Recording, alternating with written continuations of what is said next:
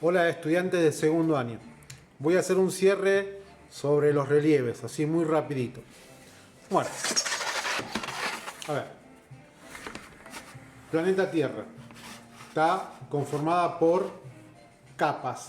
La capa superficial se llama litósfera. En esa capa superficial, en la litósfera, se encuentran las placas tectónicas. Placas como la euroasiática, que es continental, placa oceánica como acá la de Nazca, en el Océano Pacífico, y placa mixta, como por ejemplo la placa sudamericana, que tiene parte del Atlántico. Esas placas que se encuentran en la litósfera están sobre una capa que está debajo de la litósfera, que se llama astenósfera. Astenósfera se encuentra el magma, y el magma no es algo sólido, por lo tanto la litósfera dividida en placas se van a mover, algunas van a chocar y otras se van a abrir. Ese movimiento de placas lo van a generar los relieves. Recuerden que la Tierra tiene un proceso muy importante, 4.500 millones de años. En un momento existió un solo continente llamado Pangea y posteriormente se fue fragmentando. Esos fragmentos, esa parte de Pangea, es lo que hoy se conoce como escudos o macizos.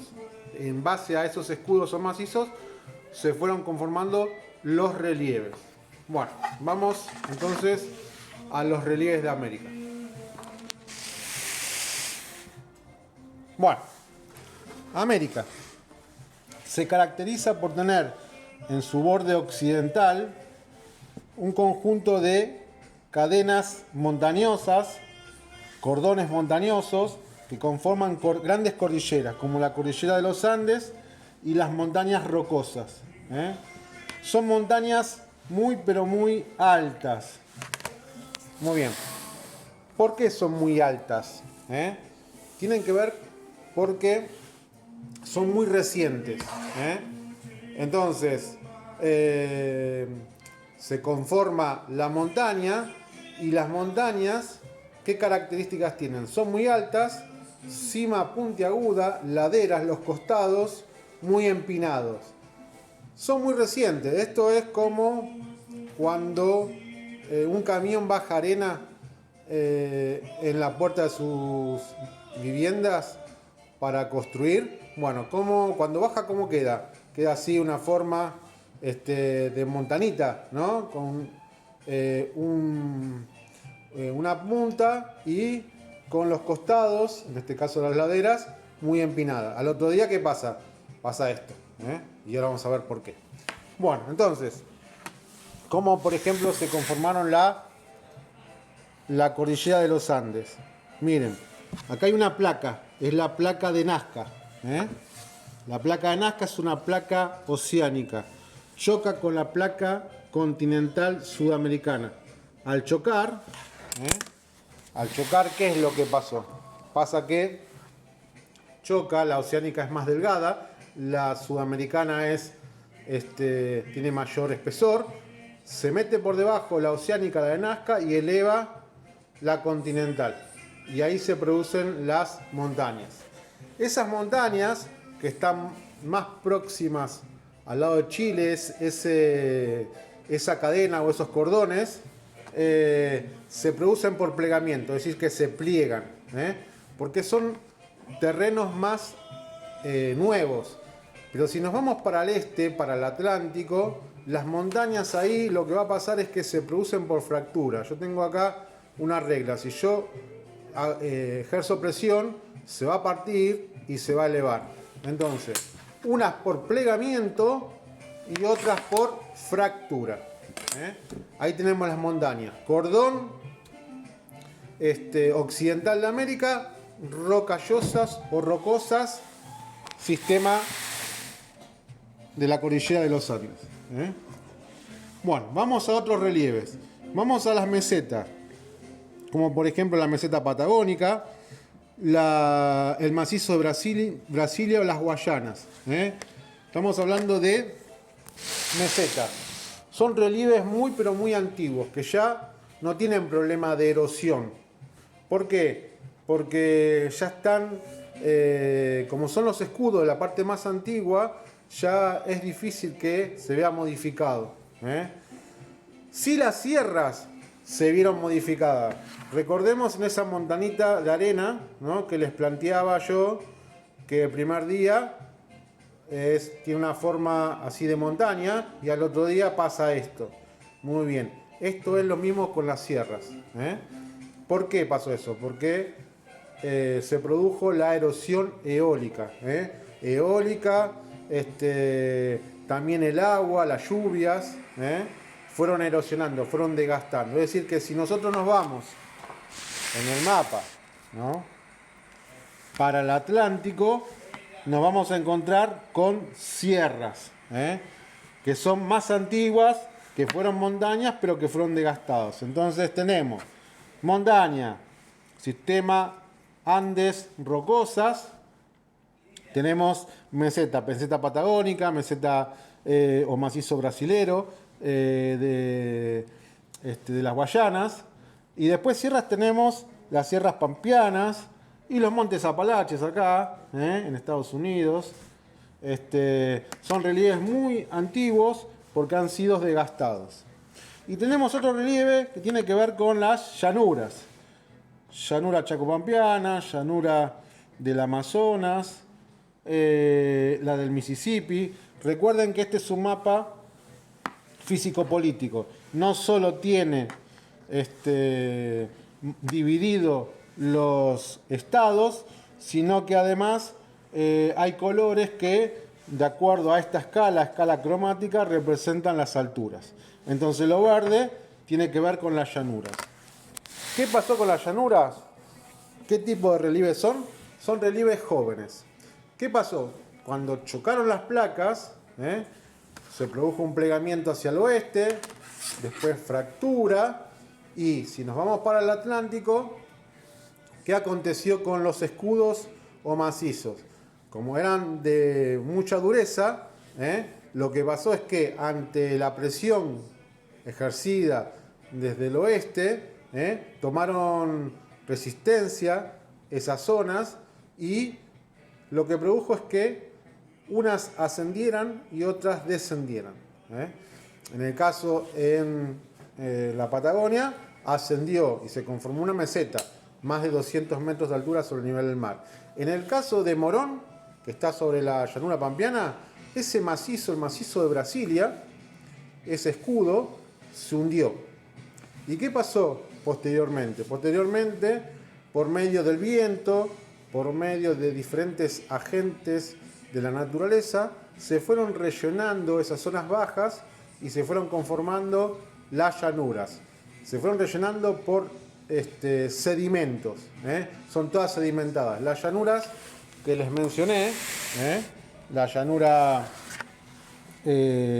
chacopampeana, está recorrida por ríos muy importantes. En este caso, la llanura está sobre la cuenca del Plata. Acá está el Amazonas, acá la del Mississippi, la del Orinoco. Son llanuras muy importantes recorridas por ríos importantes. Eso es más o menos para ir cerrando sobre los relieves. Ahora vamos al clima y vamos a cerrar con el clima. Miren,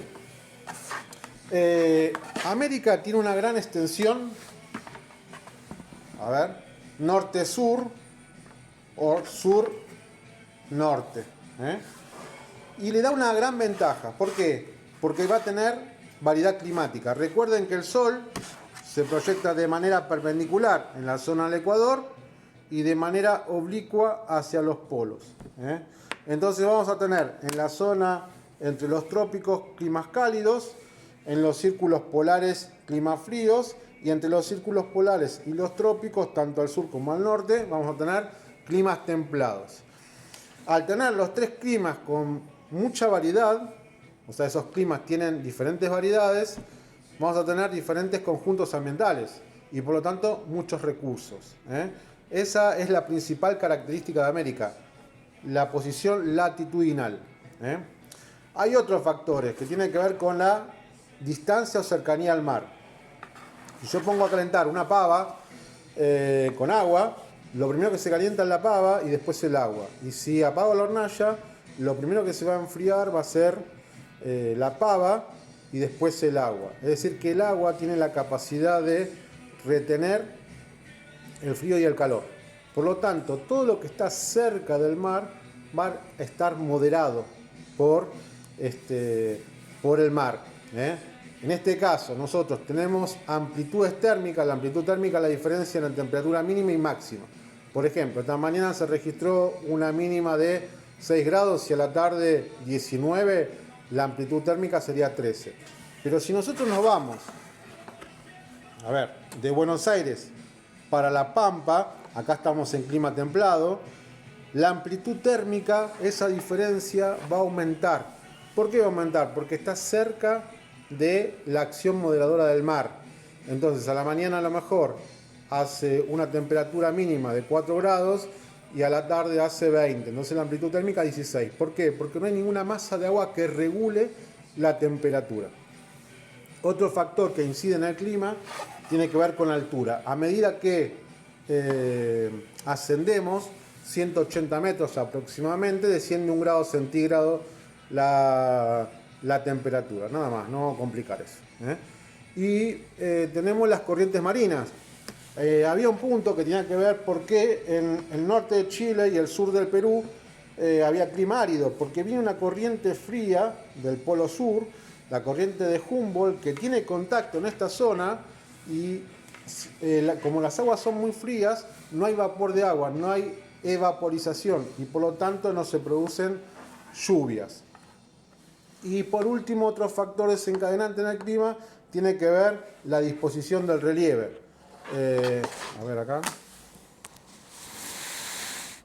Vamos acá. Acá hay un centro anticiclónico. Anticiclón significa baja temperatura, alta presión.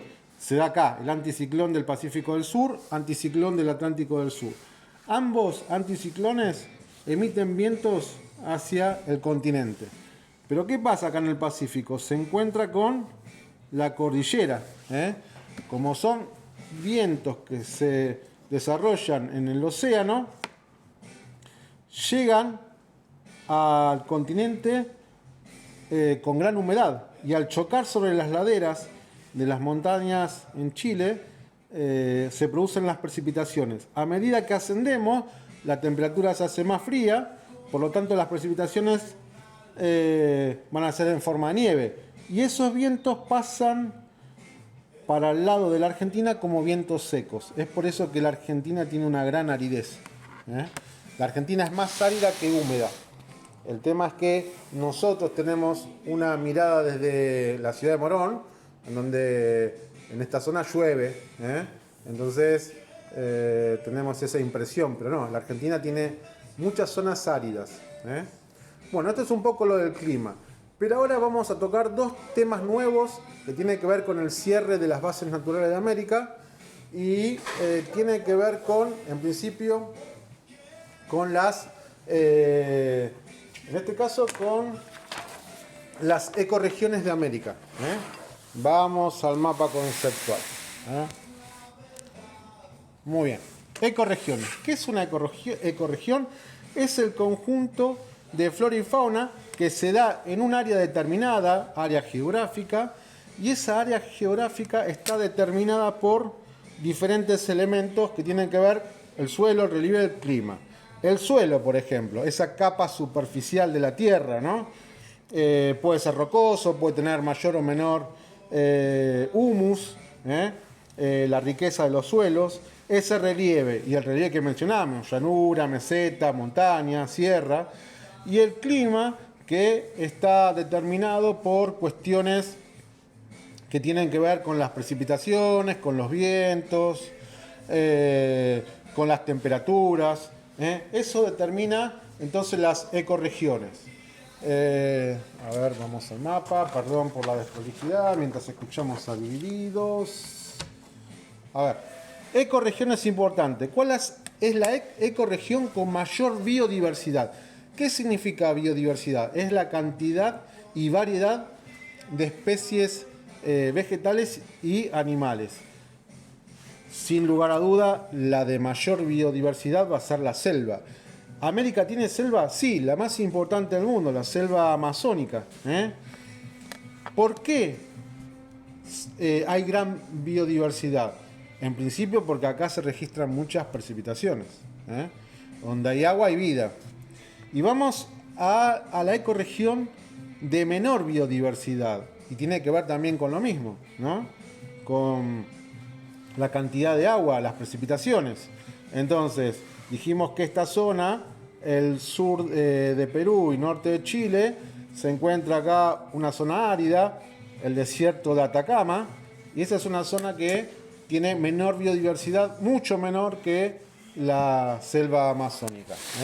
Entonces lo que tienen que hacer ustedes, que ahora después les voy a explicar, es copiar ese cuadro y además les voy a dar una fotocopia, un texto, unas imágenes de texto, que de ahí van a extraer las 10 ecorregiones de América. Pero ahora vamos a ir a la hidrografía. La hidrografía tiene que ver con los ríos. Vamos a correr el pizarrón. Ahí está. Vamos. Igualmente yo le voy a sacar fotito de esto. ¿Qué ves? Ahí vemos, no vemos. Ahí. Fuera que lo veo.